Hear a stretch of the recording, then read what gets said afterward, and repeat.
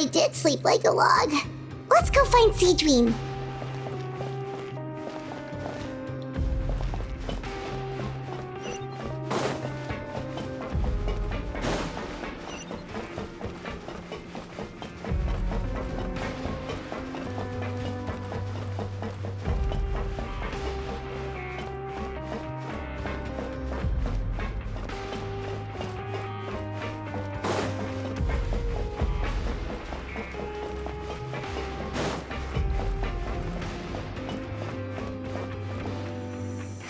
Whoa!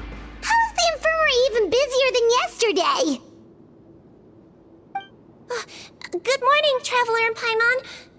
I have a few people here for a checkup, so you might need to wait for a while. No problem. Anything we can do to help? There's a bit of a complicated situation here. I'm still getting to the bottom of it myself. You have to believe me. I'm telling the truth. You're in a medical facility. Keep it down. Please, listen to me. I'm not Gascon. I'm Uy. You're a horrible liar, you know that? We get all your mugshots with the arrest warrants. It's clear as day that you're Gascon. You mean because of the way I look? I don't know what happened. I just woke up like this. Then you guys dragged me in here for an interrogation. I brought you here to figure out what's going on. If you truly are the victim of an injustice, yelling isn't going to achieve anything. At most, it'll delay your vindication. All right. I get it. This is nuts. Yesterday's interrogations went fine, and now this. Morning, Your Grace. What's going on? Remember the case I mentioned yesterday? The one brought to me by the Marachose Phantom? Well, we've been questioning the inmates involved this morning.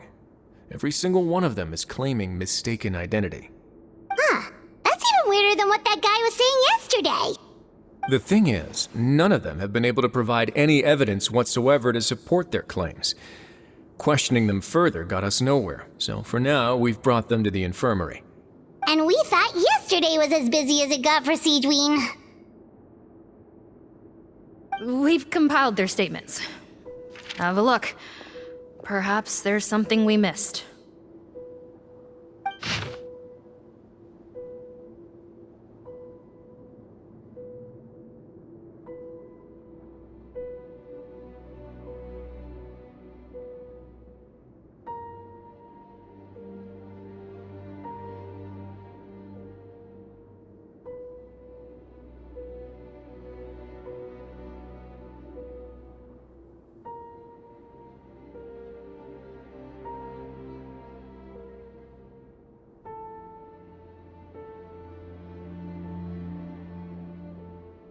Wait.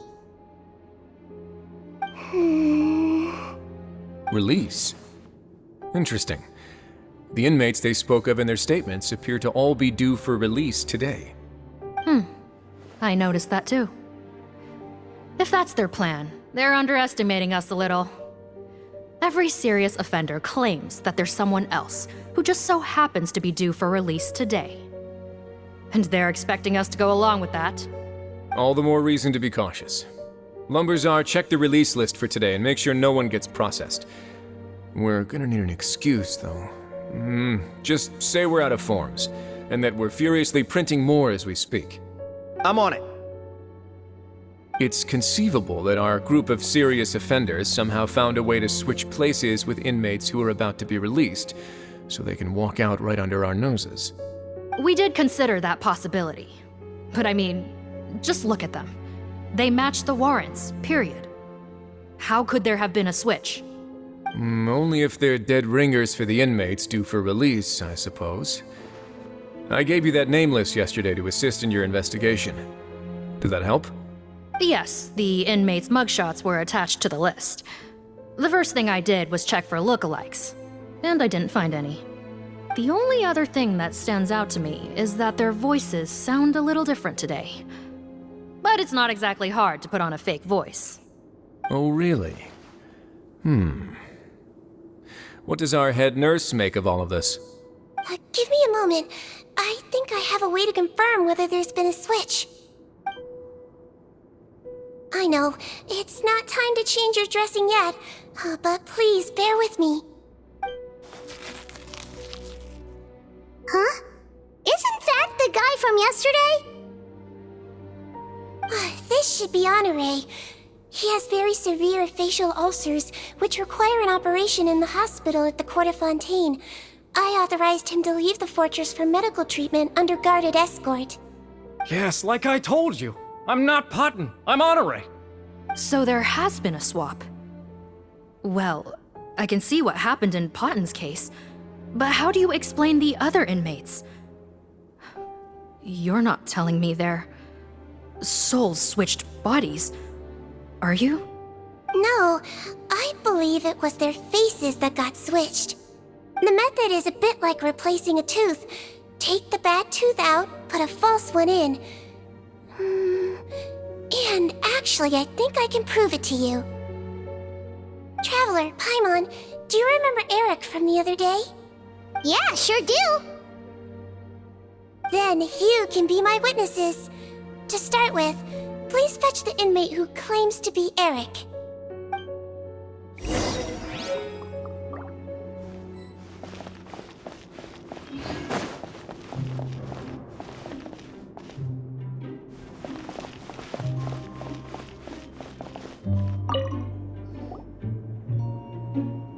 So, you're Eric? Yes, head nurse. It's me. You do believe me, right? I need to do another examination on you. Same procedure as yesterday. All right. It's the cognition test first, right? So I need to concentrate. Now, try to recall if you can. The last time we did this test, which finger did I hold up? I believe it was your index finger. But that means... Huh? So basically, last night the Eric who said he saw another him suddenly recovered and applied to leave the observation ward. Seedwing did another test before letting him leave, but that time she held up her pinky finger.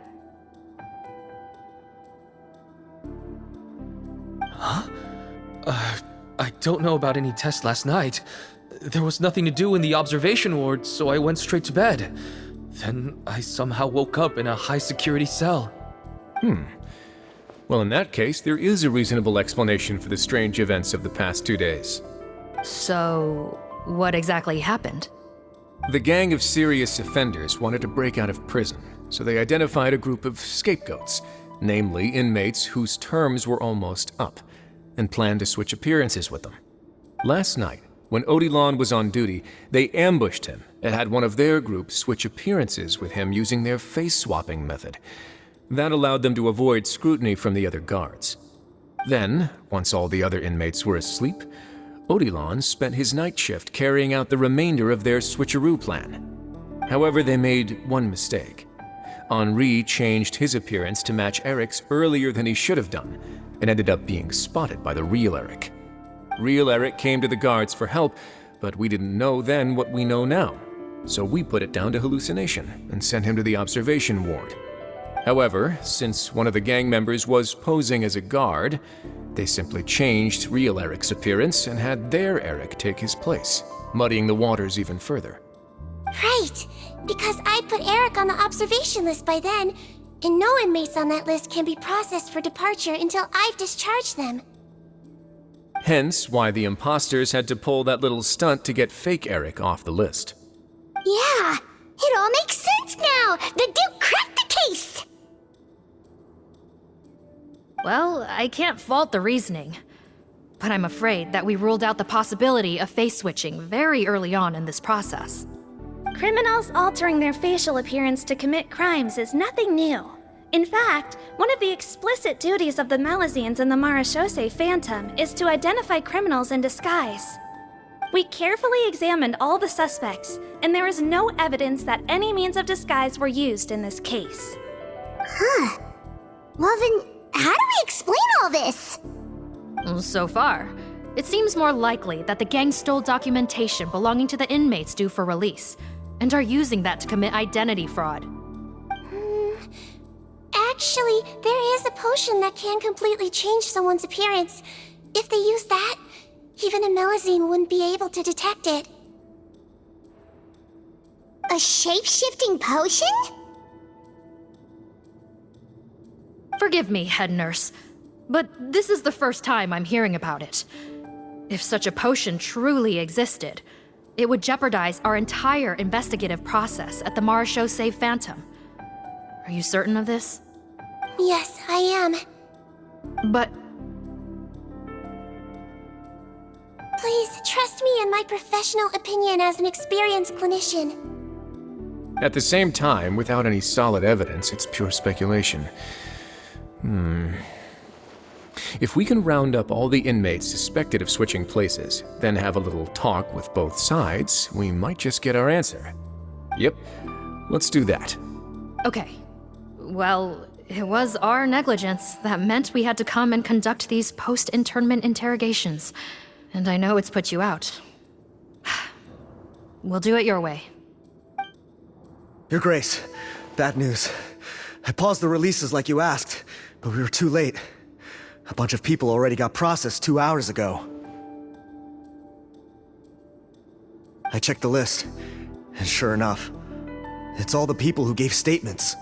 2 hours ago? That's before today's interrogations began. They had this all planned out.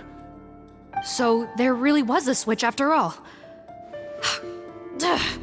They really pulled the wool over our eyes on this one. We should be able to catch up with them if we leave now, right? Not if that potion is real. They can just switch faces again after leaving the fortress. And if the Marachose's Melazines can't even spot them, we wouldn't know where to start searching. Yikes! So we're at a complete dead end!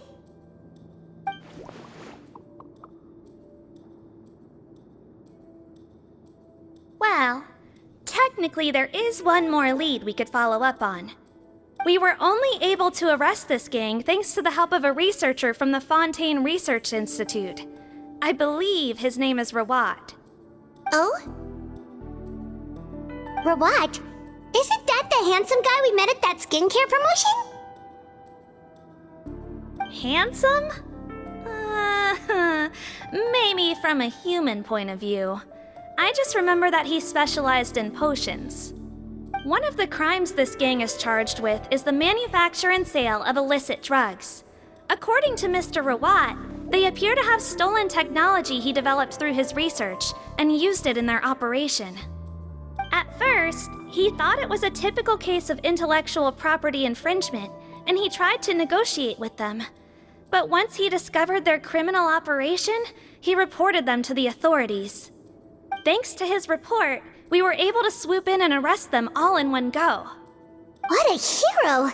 Bet that took courage on his part. No doubt. This is worth following up on. As the one who snitched on them, it's highly likely that Rawat will be targeted by the escapees. That aside, since he's negotiated with them in person before, there's a chance he'll have some additional information for us. Understood, Your Grace. My team and I will head to the Fontaine Research Institute right away. In the meantime, please keep an eye on the face switch victims for us.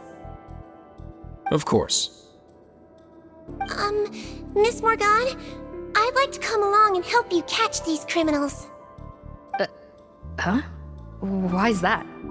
Well, I'm the one who discharged the fake Eric last night, so I feel partly responsible. Don't say that, head nurse. Your focus was on the inmate's health, and rightly so. We can't ask you to help with arresting criminals. That's our duty. I also have a more personal reason. Cotton is a Look, head nurse, I completely understand where you're coming from. But arresting criminals is dangerous business. And if anything happened to you, none of us can afford to take on that responsibility. Don't worry, I can defend myself just fine. You say that, but still. If I may, Miss Morgan, Siegeween is the one who raised